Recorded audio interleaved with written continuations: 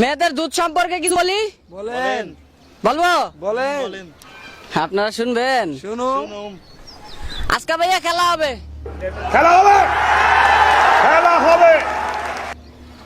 মেয়েদের সাথে আজকে শর্ট সিরিজ খেলবো, টি20।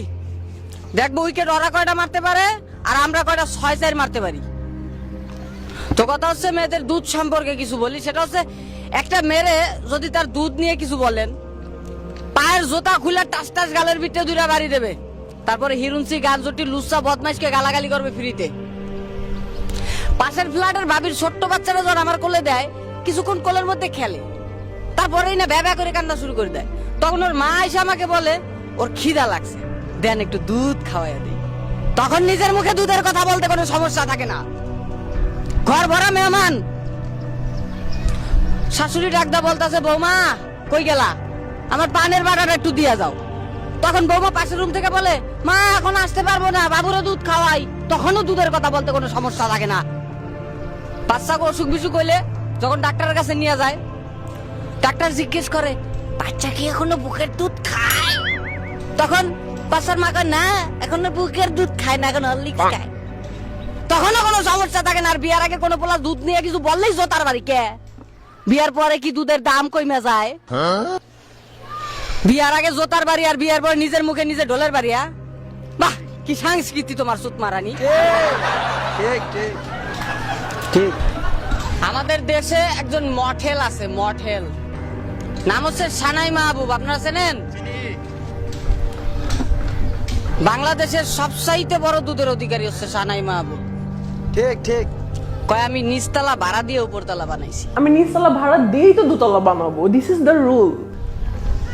আমিও তো ভাবি তুমি নিচতলা ভাড়া না দিলে তো আর উপরতলা বানাইতে পারো না। এত বড় বড় পারমাণবিক বোমাগুলা তুমি নিচতলা ভাড়া না দিলে তো বানাইতে পারবে না। ঠিক। তো অনেক খরচ। তো আমার আগে ছিল 36, এখন হচ্ছে 44। আগে আমার ছিল 36, এখন 44 হয়েছে। সো এটা 8 ইঞ্চি প্লাস হয়েছে। মেয়া বেয়ারে পাইবেন না। ও মাই গড। কয়টা মেয়েদের একটা বিশেষ অঙ্গ, এটা সুন্দর থাকলে মেয়ে সুন্দর। আমার এই অঙ্গটা এত সুন্দর, একটা নারী শরীর সবচেয়ে সুন্দর জিনিস। সো ওই অঙ্গটার এই জন্য আমি অস্ত্রোপচার করিয়েছি। মানে তোমরা তোমাকে ওই পারমাণবিক বোমা বড় বড় বানাই রাস্তাতে এমন এমন করে হাঁটবা, আর পোলারা কিছু কইলে ইফটিজিং না। প্যান তোমরা ছেললে ফ্যাশন আর আমরা ছেললেই দর্শন। ঠিক। তবে শুনে রাখো স্বৈরাচারী মেয়েরা, তোমরা যেভাবে অত্যাচার শুরু করেছো বাংলার পুরুষদের উপরে, তোমাদের বিরুদ্ধে আজ এখন থেকে ভিডিওর মাধ্যমে আমরা সংগ্রাম শুরু করলাম। আমাদের সংগ্রাম চলছে এবং চলবে। বাংলাদেশের প্রত্যেকটা ছেলেদের পক্ষে আমি কথা বলবো। ঠিক। বাংলাদেশের বেশিরভাগ মেয়েদের সতীত্ব নষ্ট হয় স্কুল লাইফে। তারা স্কুল লাইফেই তাদের সতীত্ব নষ্ট করে। ঠিক। আর কলেজ ভার্সিটিতে গেলে তো গাং হয়ে যায়, পুরো ফস করে, কোনো টেস্ট থাকে না। আর বাসর করে স্বামী পায় চিৎকার আর অভিনয়। আর সে যে কি অভিনয়, দাঁত লাগিয়ে যায়, অজ্ঞান হয়ে গেছে। বলদা জামাই চিন্তা করেন তো পুষি করতে পারলাম না, কেমনি কি হয়ে গেল। ঘটনা সত্য, ঠিক, সাক্ষী দুর্বল। একদিন আমার জিএফ আমারে বলে পলিথিন ছাড়া মাংসের টুকরা ফ্রিজে রাখতে দেবো না। আমি তো চলো চিন্তায় পড়ে গেলাম যে পলিথিন ছাড়া মাংসের টুকরা ফ্রিজে ঢুকাইতে দেবে না, কয় কি। তোর আমি জিজ্ঞেস করলাম ব্যাপারটা বুঝি না, আমার একটু বুঝে আঁকাও। কয় বুঝা নাও। তো আরো বেজালে পড়ে গেলাম। তো অনেক গবেষণা করে চিন্তা ভাবনা করে জানতে পারলাম ও শালা এই পলিথিন তো সেই পলিথিন না, এত কন্ডমের কথা কইছে। চিন্তা করেন আজকে যুব সমাজ তারা কত দিকে নিয়ে যাচ্ছে। তারা আমাদেরকে হিপনোটাইজ করে রেখেছে, তারা আমাদেরকে তাদের আঙ্গুলের উপরে নাচাচ্ছে, তারা তাদের মতো করে চলছে। আর আমরা কি কাঠপুতলি না? আজ থেকে আর কাঠপুতলি না, আজ থেকে আমরা তাদের বিরুদ্ধে সংগ্রাম করব। আজকাল বিয়ের ডেট মেয়েরা নিজেরা ফিক্সড করে, জানেন? আর এটার পিছনে একটা কারণ আছে বলতাছি। সেটা হচ্ছে মেয়েদের একটা নির্দিষ্ট সময় আছে যখন তাদের ঋতু পরিবর্তন হয়। আর ওই ডেট মতো যদি বিয়া ঠিক হয়, তাহলে বাসর ঘরে জামাই বুঝতে পারে না যে বউ কি বিয়ার আগে কারো সাথে পাট খেতে গেছিল কিনা। ঠিক। চিন্তা করেন কিভাবে ছেলেদেরকে ঠকাচ্ছে তারা। কিছু কিছু মেয়েদের ভাব দেখলে মানে শরীরটার ভিতরে, বা এই যে মুইরা পিসা, গ্রামে মুইরা পিসা কয়, ওই অনেক পুরানো হয়ে গেলে পিসাটারে মুইরা পিসা কয়, তো ওগো বাপ দেখলে শরীরটার বিটা মুইরা পিসা দিয়া পিটায়, একেবারে টাইট ফিট গেঞ্জি বিনা এমন এমন করে হাঁটে, মুন্ডায় সার পায়ের জুতা খুলে কালে ইচ্ছা মতো পিটাই, একবার দশায় হালাই তোরা বাট পার। ওদের একটা ইয়া আছে, সেটা আমি বলি, সেটা হচ্ছে ওদের ক্রাশ থাকে হচ্ছে জনি সিং, চেনেন? চিনি চিনি। আর বয়ফ্রেন্ড থাকে হচ্ছে ইমরান হাশমি কোয়ালিটির লোক। ঠিক ঠিক। আর বিয়া করে কারে জানেন?